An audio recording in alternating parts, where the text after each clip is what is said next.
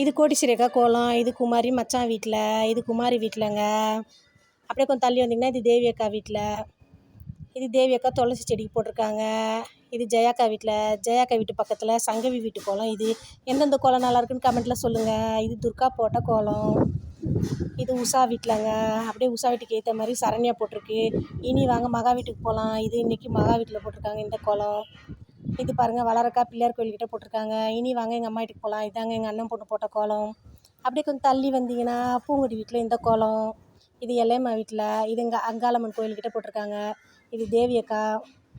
அதுக்கு ஏற்ற மாதிரி பார்த்திங்கன்னா சுகன்யா வீட்டில். அதுக்கப்புறம் நாகராஜ் வீட்டில் இந்த கோலம். உமாக்கா வீட்டில். அதுக்கு பக்கத்தில் இந்து போட்டிருக்கா. இது ராணியக்கா வீட்டுக்கு ஏற்ற மாதிரிங்க இந்த 2 கோலமும். இது ராணியக்கா வீட்டு கோலம். அடுத்து ஓவியா வீட்டு கோலம். இந்த வீடியோ பிடிச்சா லைக் பண்ணுங்கள். சேனலை சப்ஸ்கிரைப் பண்ணுங்கள். பாய்.